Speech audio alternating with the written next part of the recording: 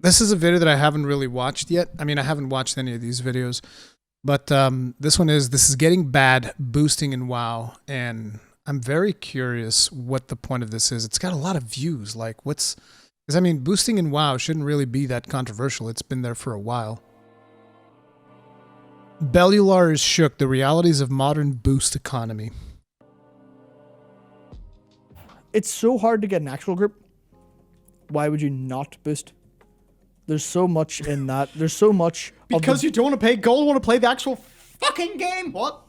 Oh, okay. So I interpreted this as different. I thought that he was talking about character boosting, like boosting the levels. Like you can boost characters to level 58 or whatever for Burning Crusade. And I'm assuming you can buy boosts to like, the current max is level 60. So you'd probably be able to buy boosts up to level 50 in current retail WoW, right? That's probably what you can do. But they're actually talking about boosting groups. And yeah, that sucks. That was actually something that turned me off of Guild Wars 2, because by the time they implemented a group finder, people were just selling boosts. Like that was it. That was the only thing you would find in a group finder, would be people selling boosts. And that sucks. Like that is not fun. And I don't like the whole concept of boosting people through content. Unless it's like outdated content. Like say for instance, if a friend of mine is starting Final Fantasy 14 or something, even though the content is not outdated, but let's say for instance, he wants to go do coils. There's no easy way to do coils. So I'm not against boosting someone through coils so they can experience the story or something like that, or boosting them through some older raids or whatever stuff that is not easy to get a group. That's one thing, but I think they're talking about actually boosting people through like mythic pluses and raiding and stuff like that. Basically, you're paying gold to skip the game, and considering that in World of Warcraft you can buy gold for real money through the WoW token, it's pay to win in just this additional aspect, because you can pay to win you can buy gear with the WoW token, and now you can also buy runs with the WoW token. I mean, you've been able to buy runs with the WoW token for a long time. This is not like a recent problem. You've been able to do this for quite a while. It's just, since this is the topic of the video. Yeah, well, if you're a goals oriented player, you're handy. You're boosting. More people are boosting than playing the game. Oh no! Surely to God. How big is this boosting problem? Like, actually, legit. Like, actually, how big is the boosting problem? It's that thing. I am in such a fucking bubble, dude. I play WoW with you and the guild. Yeah. I don't look at general chat. I don't look at trade. See the Premier Group Finder? Other than our guild trying to find a pug for something, not used it since Legion. Like, legit. Yeah. Because I just decided I'm not playing this game with bugs. I'm gonna play this game with, as they say in another MMO, statics. So how bad is this problem? Chat, let us know. Yeah, like, so we need to make a static. Let's see, Listen, who's in the what's my server cluster? Is it Chaos or is it Crystal? I forget. I need to see. XIV servers. Guys, we need to make a static. Like, that's just it. We just need to make a static, and then I need to stream, and we all just need to go do crazy stuff with the static. Not North American, European data center. I am in Chaos. Who's in the Chaos cluster?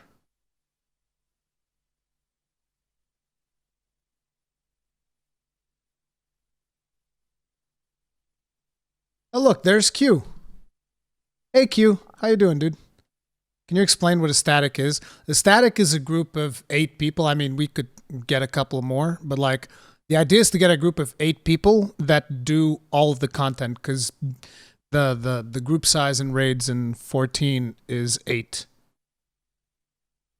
And NA, sadly. You're doing bad because you opened World of Warcraft? Oh my god. Oh no. Oh no. The new content so far. Is this the first time that you've played it since the new content?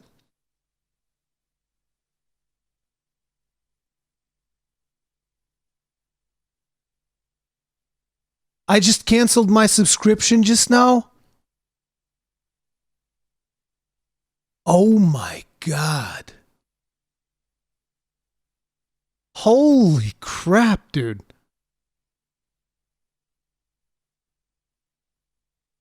Okay. Let me watch this, and then are you going to be busy? Can you come into Discord in a bit?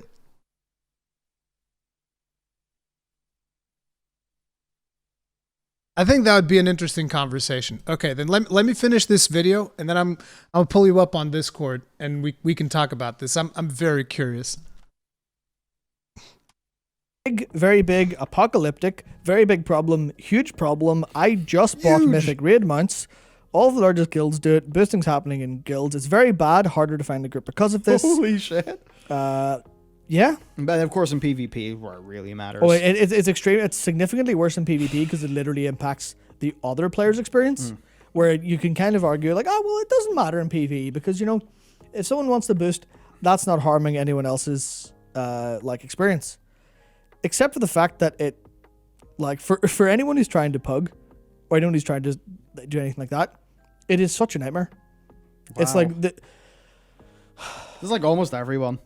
yeah. I mean, it's like lesser problem in PvE, but the thing with PvP then, I think it was Dakor. I don't know if this made it into one of our guides, but it was just Dakor saying that, like, if you want to climb... No, we did. It was in our gearing guide that's coming out on, like, Monday or something. But if you want to push rating for the sake of getting some PvP gear, well, you do it early before the boosters come in and ruin what a bracket means. Yeah. Which is wild to me that is something that's going on.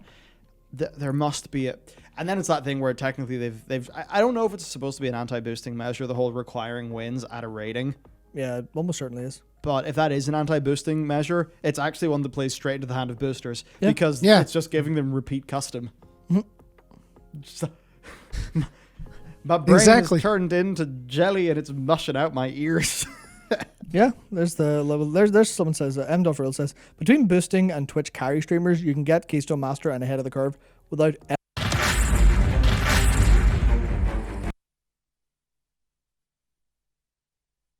dungeons, and I think that's dungeons, and I think that's actually ever knowing any dungeons, and I think that's actually like outside of the initial problem that you're going to have with boosting, where it clogs up your trade chat, it clogs up your Premier Group Finder, you're going to have this cultural switch, this cultural movement over time, where players don't actually play the game, but all of the like cosmetics they value will be behind that. But you've got WoW token, so you can just go and buy boosts. You can literally swipe your credit card and get like heroic kills, and it's like, remember when people argue with me on Twitter? Remember when I said World of Warcraft is literally a pay-to-win game, and people were like, well, no, it's not. And it's like, oh, it's not. Oh, it's not. Yeah, right. Tell me. that problem's not direct, but it's so obvious. And it's kind of awkward because it implies that people aren't enjoying the game as much as they're playing it more for the extrinsic reason of the cosmetics and the achievements than the intrinsic, I want to play the game. Which is kind of fair for like players who aren't at that difficulty level. How much does a boost cost? I was looking this up the other day for research, not that I'd ever do it, but There's loads of people are fairly cheap, like fairly cheap. In spite of there being actual footage of my character killing Sire to death, there's lots of conspiracy theories that the heroic boost is in fact, or the heroic kill is in fact a boost. I mean, if your heroic kill was a boost, where's my gold? yeah. I was third in the DPS meter. Could have been worse. Actually, that's the new guild rule. Yeah. That's the new guild rule. If you're below par, you've got to pay the rest of the raid. Yeah, we've just worked it out. Perfect. Yeah, so like boosts are fairly cheap all in, especially considering WoW token and general gold inflation. If people are still trucking on big amounts of gold from like WoD days and stuff like that, and Legion stuff. But now that's so wild. You could still be going on your like your WoD gold because you got 10 characters or garrisons and just went completely mad. Oh, I kind of did that. Yeah, I mean, it's like I have not looked at trade chat in months. I disable it every character I'm on. I immediately turn it off, the chat window, because there's no value in it. It's purely people's, like, it's purely like advertisement. And that is... I mean, let's be honest. There's almost no value in any of World of Warcraft's chats except potentially your party chat so that someone can tell you what they did to your mother. And every now and then, say something important about the dungeon that you are running. And your guild chat. Those are probably the only two chats that actually matter. And when I say party chat, I'm also talking about instance chat or whatever. So for rating as well. It's completely untenable as far as the game's concerned. And I think it's weird. It's one of the biggest problems that I think is extremely difficult to address from Blizzard's end, but it also in this one. Yeah. How do you? Yeah, it's by the way, I don't blame Blizzard for this boosting problem necessarily. I blame them for the WoW token, which personally I don't agree with. I know that, there's third-party websites that do it and yada, yada, yada and whatnot. I think that they should find a way to deal with the third-party websites and not just we'll do it and we'll just take our cut and that's it. I still don't think that's a particularly good solution. I don't know what the solution to it is, but this is one of those situations where, as plenty developers have stated, I don't know exactly who developers said this first, but, left to their own devices, players will optimize the fun out of a video game, and the boosting status quo that we have right now in World of Warcraft is a result of that. This isn't necessarily Blizzard's fault. Although, one might argue, if certain activities in the game were more fun, maybe people wouldn't boost as much, but I don't know, because I think Mythic Plus is pretty fun. But I don't know. It's also a nightmare because it completely devalues anything. And one of the things that makes it kind of funny is how easy it is to get the boost really cheap because of how many people you can carry. It's a case where, if you've got a couple of raiders, if you've got 10 mythic raiders, you could probably take, maybe less, you could take a full group of an extra 20 boosted people through Nathia Heroic because the damage is you kill it in the same speed you would a regular kill because these people have so much stuff. And it's just kind of it's interesting because there is a little bit of me that's all just well, this is a virtual world. We should be able to sell services in exchange for currency. Yeah. But then there is just that weird sort of thing of how it ends up impacting the game overall. Yeah. And that's what really gets me. Because I think about games like RuneScape and EVE Online that have got vibrant player economies, and I think oh shit, this is great stuff. Yeah. This is lovely. But then it's as soon as it's in the context of wow, it's really weird and fucky. And I think that's because World of Warcraft is not a virtual world. It's not an MMORPG in the way that RuneScape and EVE Online are. I think a better way to think about boosting in WoW is probably something a little bit like Destiny 2. And if Destiny 2 had in-game currency that you could kind of, analogous to WoW Gold, and then it would feel like a little bit of a weird violation of, the contract or the expectation of you got this because of skill. Yeah. So I guess that's what's going on. And then WoW Token just juices the whole thing because turn your IRL cash into an achievement. Yeah, which is kind of weird because, I don't know. But it's weird because, even if we removed WoW Token from the equation, would Matt or Michael find boosts more palatable? A little bit. Yes, but there's kind of two angles to that. If WoW Token was removed, then you could get RMT, and you could nuke anyone even close to RMT. And then the boost, the actual just spend money. Jesus, this one's kind of This one's the perfect gift for the... Seriously? Be a lot less of a problem. Even close to RMT. And then the boost, the actual just spend money for gold to be a lot less of a problem. If they got rid of the token, and if they got rid of a lot of the bot problem, where people are just creating gold and inflating the shit out of the economy, if that was all sorted, the boost would be significantly less a problem. But now you can get now you can just go and buy gold that bots have made with your WoW token, and off you go. You're off to the races. You've got yourself your Nathri ahead of the curve, and then you can do whatever boosted people do with it. I mean, honestly, at this point, the quickest way for me to get to play, maybe not now because the patch is a couple days, But for the past couple of weeks, the best way for me to literally play the game would be to buy a boost to get. I mean, I already have Curve my Paladin, so it doesn't make sense. But I want to do Nathria Heroic on my Monk. Yeah. The fastest way for me to get into Nathria Heroic on my Monk would be to boost Nathria Heroic or normal. Probably Heroic, because I can't imagine people are boosting normal. Get the gear from that boost, because I would give them extra gold or money to get gear funneled to me. Then I would have the gear to get invited to a group or accepted into a group where I can play the game. That's what I worked out in my head would be the most efficient way for me to get to play the game that I want. Yeah, that's that weird thing. Oh, right, because when I played Shadowlands, I was able to grind the gear from like Mythic Zeros, and then after I got the gear from that, I started grinding Mythic Plus. Then after I got some of the gear from that, we did normal, and that was kind of like the progression. But now, if you're starting fresh, where are you going to get gear? It's like, what if people aren't running Nathria? You're screwed. There's not going to be that many more people running Nathria now. So you can gear up through Mythic Zeros. Then you can try to go for Mythic Plus, but people are going to be more demanding because more time has passed. So you're kind of stuck. Of if you're so goals oriented, that you're kind of not interested in the journey, you're interested in the destination. Therefore, all your incentives are, everything's aligned towards that destination.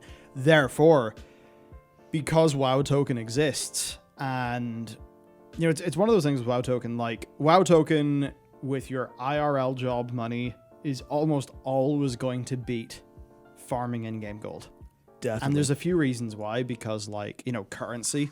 So leveraging the average hourly rate of somebody here versus somebody in another country.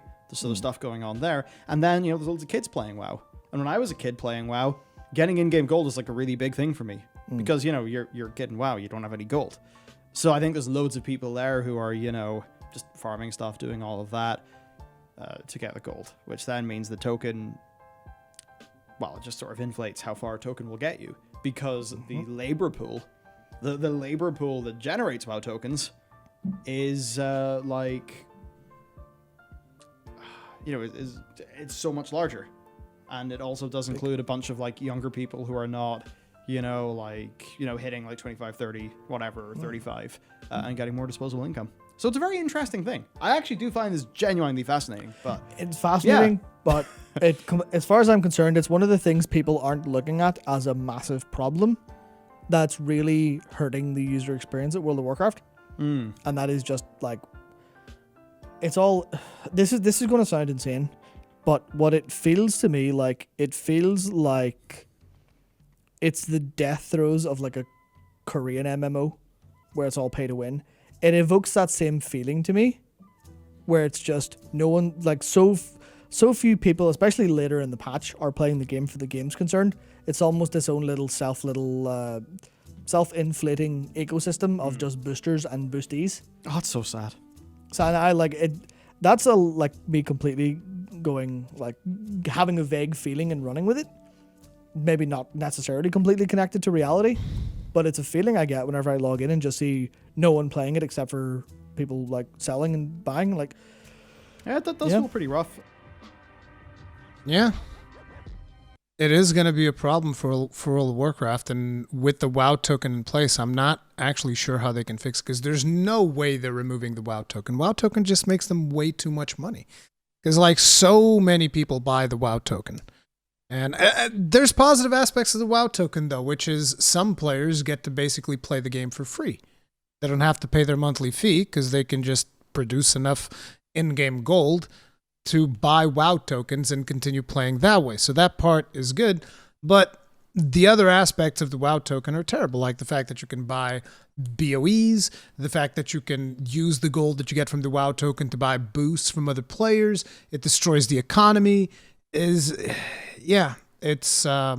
weird. It's really weird. So I don't know what the solution is to the boosting problem. Like I said, when I first saw the video, I thought it was a completely different topic. I thought they were talking about character boosting, not necessarily run boosting. So yeah, it's It's a really weird thing. Because, like, if you really think about it, you are essentially paying people to play the game for you, which kind of defeats the purpose of you playing the game to begin with. Incandescent.